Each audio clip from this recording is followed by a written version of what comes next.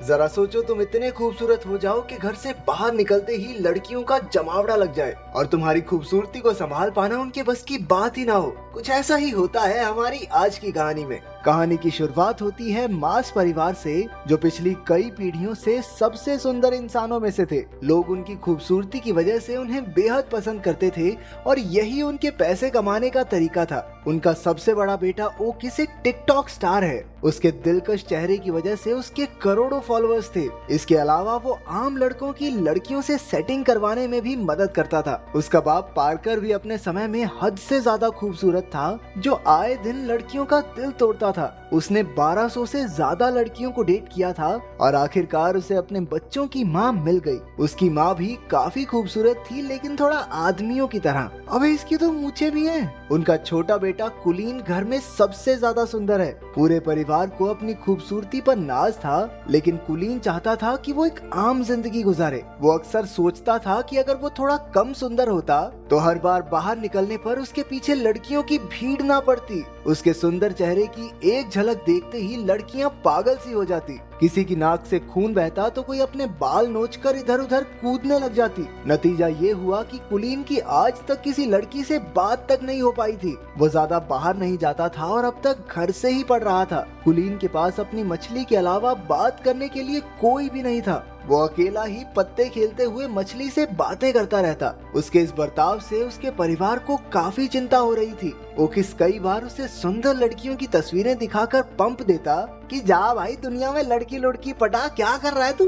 लेकिन कुलीन कहने लगा कि उसे एक ऐसी लड़की चाहिए जिसे उसकी सुंदरता से फर्क ही न पड़ता हो। वो चाहता था कि लड़कियां उसके दिल के लिए उसे पसंद करें। जब कोई तरकीब काम नहीं आई तो परिवार वालों ने एक नया तरीका सोचा। उन्होंने गरीब होने का नाटक करने का प्लान बनाया ताकि वो कुलीन को स्कूल जाने पर मजबूर कर सकें। एक रात जब कुलीन पानी पीने उठा तो उसने अपने माँ बाप को बात करते सुना कि अब से वो लोग नाश्ते में सिर्फ अंडे खाया करेंगे ताकि कुलीन को घर से पढ़ाने के पैसे जमा हो सके। ये सुनकर उसे काफी पछतावा हुआ और अगली सुबह उसने स्कूल जाकर पढ़ने का फैसला किया। ये सुनकर पूरा परिवार खुशी से नाचने लगा, लेकिन फिर कुलीन ने कहा कि मैं तो सिर्फ लड़कों के स्कूल में जाऊंगा। बाकी सबका मूड थोड़ा खराब हुआ, लेकिन फिर भी वो मान गए कि कम से कम घर से बाहर तो निकलेगा ये। स्कूल के पहले दिन ओकिस उसे बाइक पर छोड़ने गया, लेकिन बाइक से उतरकर भी कुलीन हेलमेट पहनकर ही चला गया। उसने पूरा दिन हेलमेट पहनने की सोची ताकि किसी का ध्यान उसकी खूबसूरती पर ना जाए, लेकिन हुआ एकदम उल्टा,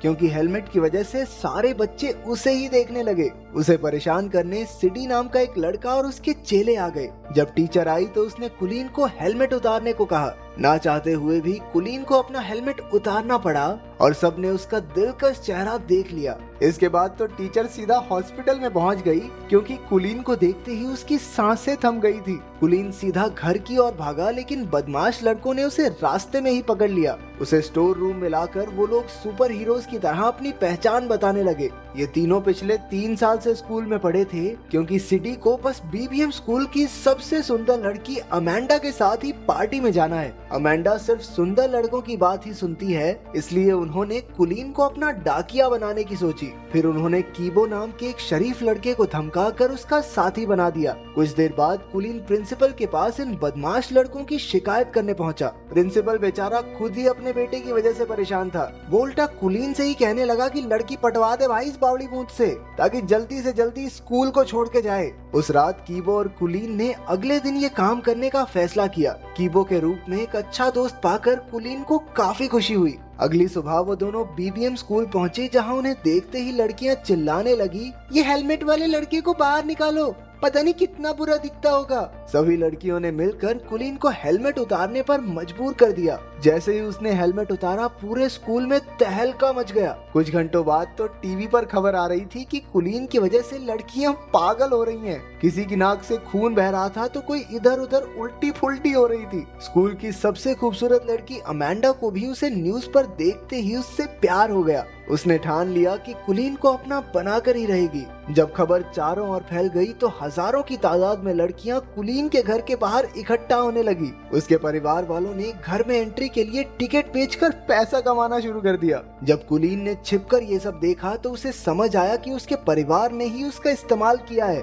जब उन्होंने उसे कॉल करके घर पर वापस बुलाया तो कुलीन ने लौटने से साफ इनकार कर दिया। और तो और इतनी सारी लड़कियों की वजह से अपनी मछली की बुरी हालत देखकर उसका दिल और टूट गया। अब वो एक बिल्डिंग की छत पर उसे ढूंढ रही लड़कियों से छुपता फिर रहा था। अचानक एक लड़की ने पीछे से आकर कहा, छलांग वलांग मारने का तो प्लान नहीं है ना तुम्हारा?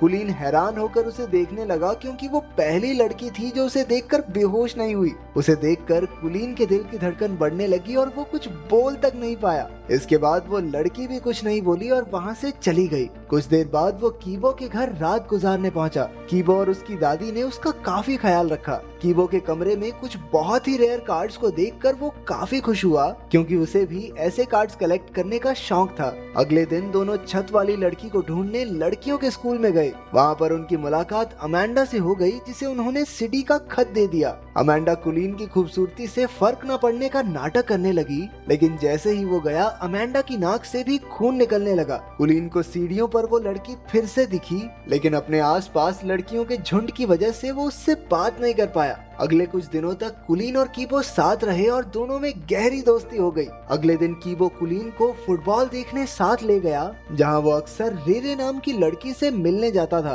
कीबो इस लड़की को बेहद पसंद करता था। मैच के बाद कुलीन की नजर अचानक उस छत वाली लड़की पर पड़ गई। वो तो बस उसे देखता ही रह गया। तभी कीबो ने आकर उन्हें मिलवाया और कहा कि उसका नाम रेरे है। तब जाकर कुलीन को पता चला कि कीबो भी इसी लड़की को पसंद करता है। रेरे और कीबो काफी अच्छे दोस्त थे और उन्हें साथ देखकर कुलीन को जलन होने लगी। वो रात को ठीक से सो भी नहीं पाया, क्योंकि उसे समझ नहीं आ रहा था कि वो करे क्या। आखिरकार उसे याद आया कि उसका भाई ओकिस भी तो लव गुरु है, उससे मदद मांगनी चाहिए। अगली सुबह कुलीन को अपने सामने देखकर ओकिस की तो आंखें भर आई। वो कुलीन को लड़कियों से बात करने में कब से मदद करना चाहता था। अब तक कुलीन ने अपने परिवार को भी माफ कर दिया था, क्योंकि अगर वो बाहर न जाता तो रेरे से उसकी मुलाकात भी ना हो पाती। फिर दोनों भाई सामान लेने गए, जहां ओकिस ने बताया कि कुलीन उस लड़की को कैसे पटा सकता है। कुलीन ने बिल्कुल वैसा ही किया, लेकिन उसे एहसास हुआ कि वो रेरे को उतना नहीं जानता जितना कीबो जानता है। लेकिन वो फिर भी हार नहीं मानना चाहता था। एक दिन अमेंडा ने लड़कों के स्कूल में आकर कुलीन को अपने जन्मदिन की पार्टी का न्योता दिया और साथ साथ एक फोन भी थमा दिया कि बाबू मुझे इससे कॉल करना, ठीक है?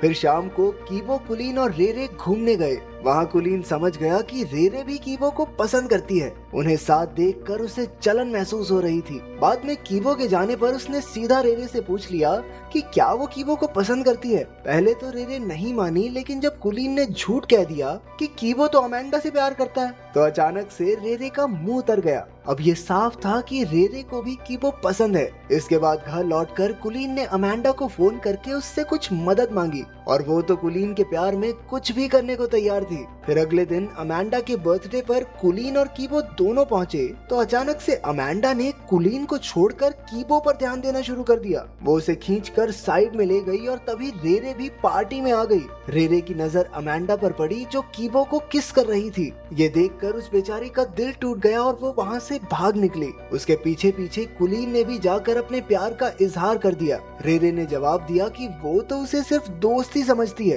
तो कुलीन ने अपने इकलौते दोस्त को धोखा भी दिया और लड़की भी नहीं मिली। अरे इससे बुरा और क्या होगा। उधर सिडी और उसके चेलों ने भी कीबो और अमेंडा को किस करते देख लिया और उन्होंने गुस्से में कीबो की जमकर धुलाई कर दी। कुलीन दूर खड़ा देखता रहा, लेकिन कीबो को बचाने की उसकी हिम्मत नहीं हुई। बाद में वो कीबो को घर ले आया। अपने दोस्त को दर्द से कराहता देख कुलीन को एहसास हुआ कि उसने बहुत बड़ी गलती कर दी है। उसे अपने किए पर बहुत पछतावा हो रहा था और आखिरकार उसने सारी कहानी कीबो को बता दी। इस धोखे से कीबो हैरान रह गया। वो कहने लगा कि अगर उसे पता होता कि कुलीन भी रेरे को पसंद करता है तो वो खुद ही पीछे हट जाता, लेकिन कुलीन के दिए धोखे के बाद से वो उसका दोस्त बनकर नहीं रहना चाहता। कुलीन पूरे 1 महीने बाद घर लौटा। उसने किसी से बात नहीं की और खुद को कमरे में बंद कर लिया। उसे अपने दोस्त की बहुत याद आती थी। घर पर उसकी माँ ने उसे उसकी मछली दी, जो एकदम सही सलामत थी। अपनी माँ की बातें सुनकर कुलीन को एहसास हुआ कि लोग उससे कितना प्यार करते हैं।